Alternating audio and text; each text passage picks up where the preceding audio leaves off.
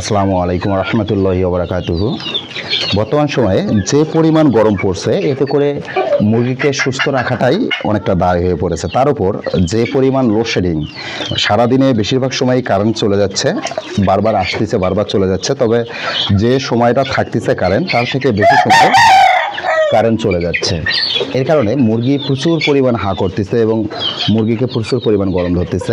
এমতো অবস্থায় মুরগিকে আসলে স্প্রে করে দেওয়া উচিত। এভাবে যদি আপনারা পানি স্প্রে করে দেন এতে করেও মুরগি একটু ঠান্ডা বা শীতল হবে।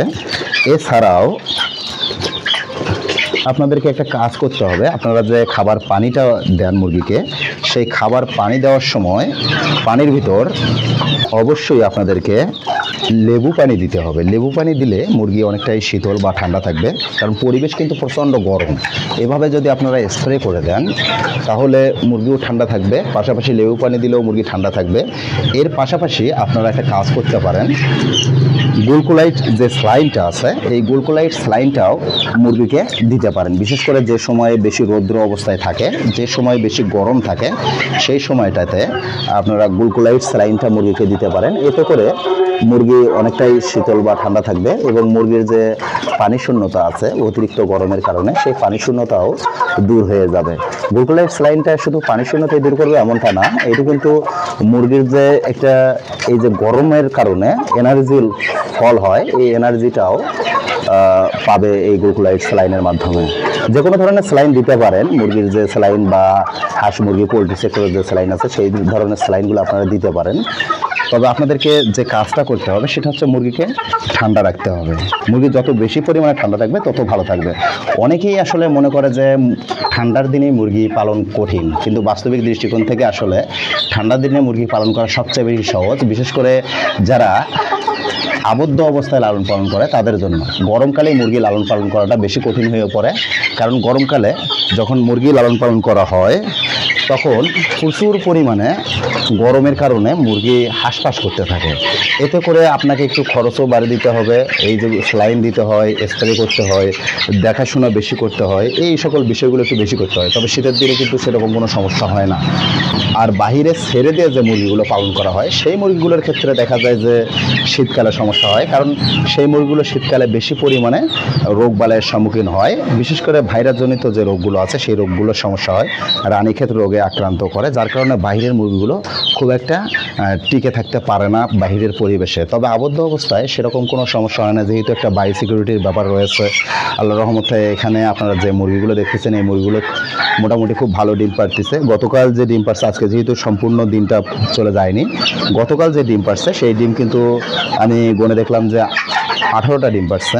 28টা 29 30 31টা মুরগির মধ্যে 18টা ডিম পাড়ছে। এরকম ডিম কম বেশি পারতেই থাকে। আর এই যে মুরগি লালন পালন করে, অর্থাৎ এই যে এই মুরগিগুলো এই মুহূর্তে আপনারা দেখতে পাচ্ছেন, এই মুরগিগুলো লালন পালন করে কি পরিমাণ লাভ লস হচ্ছে এই বিষয় সম্পর্কে আপনাদের একটা আপডেট ভিডিও দেব ইনশাল্লাহ, আপনারা দেখবেন। চেষ্টা করব যদি সময় হয় আগামী দিনে এই সম্পর্কে একটা ভিডিও আপনাদেরকে দিয়ে দেব। আপনারা আশা করছি সেটা দেখেও বুঝতে পারবেন আসলে এই ধরনের মুরগি লালন পালন করে আসলে এখান থেকে কত টাকা লাভ করা সম্ভব হয়। তবে সবচেয়ে উপকার কি, যেটা না বললেই নয়, খাঁচায় মুরগি লালন পালন করলে সবচেয়ে সুবিধা হয় এই যে লিটার ব্যবস্থাপনার সুবিধা হয়। বিশেষ করে ঘর পরিষ্কার থাকে, দুর্গন্ধ থাকে না, এটা একটা সুবিধা, কারণ পরিষ্কার করার পরে প্রতিদিন। আর খাদ্য ব্যবস্থাপনায় সুবিধা হয়। খাঁচায় মুরগি লালন পালন করে খাদ্য ব্যবস্থাপনার সুবিধার সবচেয়ে বড় সুবিধা হচ্ছে খাবার যেমন নষ্ট করে না, এই নষ্ট না করার পাশাপাশি দেখা যায় যে খাবারগুলো মুরগিকে সার্ভ করতেও সুবিধা হয়। এবং এই যে পানির পটটা দেখতে পাচ্ছেন আপনারা, এই পানির পটগুলোতে বাইরে থেকেই পানি দেওয়া যায়, বাইরে থেকেই খাবার দেওয়া যায়। শুধুমাত্র ওরা যে ডিমটা পারে সেই ডিমটা ওখান থেকে বের করে নিয়ে আসা, এইটাই জাস্ট। তাছাড়া এখানে আর তেমন কোনো সমস্যা নেই। তার মানে স্বাভাবিক অবস্থায় যদি মেঝেতে ছেড়ে দিয়ে মুরগি লালন পালন করা হয় সেখানে যে পরিমাণ রোগবালাইয়ের সম্মুখীন হতে হয়, খাঁচায় মুরগি লালন পালনে সেরকম কোনো রোগবালাইয়ের সম্মুখীন হতে হয় না। এটা একটা বড় সুবিধা যে খাঁচায় মুরগি পালনে রোগবালাই খুব একটা হয় না। এই যে ডিমের মুরগিগুলো দেখতেছেন এই মুরগিগুলো কিন্তু এখন পর্যন্ত আমি তেমন কোনো অ্যান্টিবায়োটিক কখনোই দেইনি। এর বছর বয়স হয়ে যাচ্ছে এই মুরগিগুলোর, আর নিচের মুরগিগুলোর প্রায় 1 বছর বা এরকম আশেপাশে হবে হয়তো, বা হিসাব করে বা খাতায় লেখা আছে, সেগুলো দেখলে একুরেট হিসাবটা বলা বলা যাবে হয়তোবা, তবে মোটামুটি এরকম সময় হয়ে যাচ্ছে। এর মধ্য থেকে কোনো সময় অ্যান্টিবায়োটিক দেওয়া হয়নি এবং এমন কোনো মহামারীর রোগ ধরেনি যে রোগের কারণে আসলে মুরগি হুটহাট মরে গেছে, এরকম কোনো সমস্যা হয়নি আল্লাহর রহমতে। আর এই সুবিধাটা আমি মনে করি যে খাঁচার কারণেই বিশেষ সুবিধা পাওয়া যাচ্ছে। আমার এই পাশে যে মুরগিগুলো দেখা যাচ্ছে, এই মুরগিগুলো কিন্তু দিনে দিনে বড় হচ্ছে, এগুলো মাংসের জন্য পালন করা হচ্ছে, পাশাপাশি এখানে কিছু ডিমের মুরগিও রাখা হবে এবং এগুলো আসলে সবগুলো মুরগি বিক্রি করে অর্থাৎ সেল দেওয়া হবে। দেশি মুরগি যারা লালন পালন করতে চান তারা একটা বিষয় মাথায় রাখবেন যে আপনি যদি সঠিক ব্যবস্থাপনা দিতে পারেন তাহলে এখানে আসলে লস নেই। অন্যান্য পোলট্রি সেক্টরের অন্যান্য যে মুরগিগুলো আছে সেগুলোতে যেমন লস আছে, তবে এটাতে আমার মনে হয় না যে সঠিক পরিচর্যা করলে লস হওয়ার কোনো সম্ভাবনা থাকে। কারণ আপনারা একটু খেয়াল করে দেখবেন, দেশি মুরগির বাজার দরও যেমন বেশি, দেশি মুরগির ডিমের চাহিদা এবং ডিমের দামও তেমনই বেশি। সুতরাং দুই দিক থেকেই দেশি মুরগিতে কিন্তু প্রফিট করার সম্ভাবনা বেশি থাকে। তো একটা কথা এখানে বলতে পারেন যে দেশি মুরগি তো ডিম কম পারে অন্যান্য মুরগির তুলনায়, হ্যাঁ এটা সত্য কথা, এবং মাংসের গ্রোথও কম, এটাও সত্য কথা। দেশি মুরগির ডিম কম পারলেও যে পরিমাণ পারে সেই পরিমাণ পার্সেন্টেজ করলে দেখা যায় মোটামুটি আমি 50 থেকে 60% করে পাচ্ছি দেশি মুরগির ডিম থেকে। তো এটা যদি 40%ও হয় তারপরেও লস হওয়ার সম্ভাবনা নেই। আর মাংসের জন্য যে মুরগিগুলো আছে এগুলো দেখা যায় যে একটা ব্রয়লার মুরগি 1 মাসে রেডি হয়, একটা মাংসের জন্য দেশি মুরগি রেডি করতে গেলে হয়তো বা 2.5 থেকে 3 মাস সময় লাগে। এই সময়টাই জাস্ট বেশি লাগে। খাদ্য খরচ কিন্তু মোটামুটি একই রকম খায়, কারণ একটা ব্রয়লার 1 মাসে যে পরিমাণ খাদ্য খায় একটা দেশি মুরগি 3 মাসে ওই পরিমাণ খাদ্য খায়। তার মানে দেশি মুরগি কিন্তু ব্রয়লার মুরগির থেকে খাদ্যের চাহিদা বা খাদ্য খাওয়ার যে প্রবণতা সেটা কিন্তু কম, যার কারণে ওই গ্রোথটা কিন্তু একই রকমই হয়, শুধুমাত্র সময়টা বেশি লাগে। তার মানে প্রফিট কিন্তু দেখতে গেলে কিন্তু দুইটার মধ্যে অনেকটাই পার্থক্য রয়েছে। আমি মনে করি যে 100 ব্রয়লার মুরগি পালনের থেকে 50টা বা 60টা দেশি মুরগি পালন অনেক বেশি সুবিধাজনক। আর খাঁচায় মুরগি লালন পালন করতে যে সুবিধাটা পাওয়া যায় সেটা হচ্ছে অল্প জায়গার ভিতর অনেক বেশি পরিমাণে মুরগি লালন পালন করা যায়।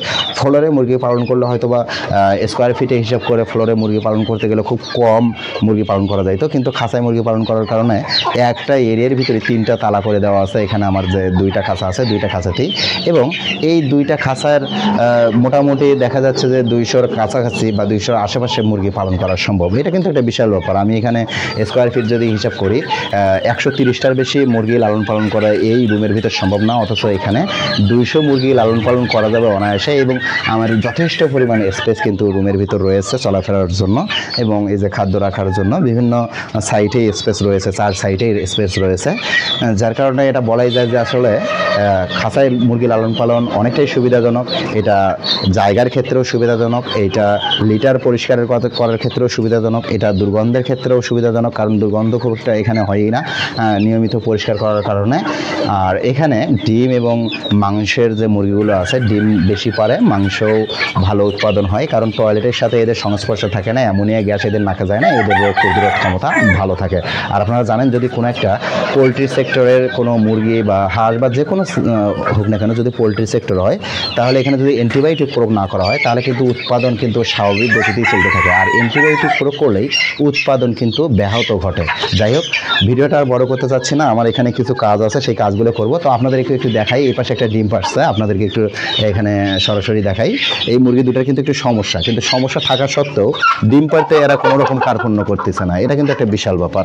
প্রতিটা মুরগি দেখা যায় যে কোনো একটা সমস্যার পড়ার পরেও ডিম কিন্তু দিচ্ছে। আবার দেখা যায় যে আমি এই মুরগিগুলো থেকে কুজে বসে, যেটা যে আমরা উসমনি বলি গ্রামের ভাষায়, কিন্তু উসমনিও সেরকম হয় না। 2-1 দিন উসমনি থাকে কি না আমি আসলে খুব একটা পাই না, কারণ আমি একটু বসাতে চাচ্ছিলাম গত প্রায় 15-20 দিন ধরে যে একটা মুরগি এখান থেকে বের করে বাসায় দেব, সেখানে বসে সেখানে বাচ্চা বের করে সেখানেই লালন পালন করতে দেব বাড়িতে, কিন্তু আমি সেরকম কোনো মুরগি পাচ্ছি না যেটা আসলে উষুম দেওয়ার মতো মুরগি। তো সুতরাং এখানে আসলে সুবিধা আছে, অনেকটাই সুবিধা আছে, যার কারণে আমি এই বিষয়টার সাথে জড়িত আসি।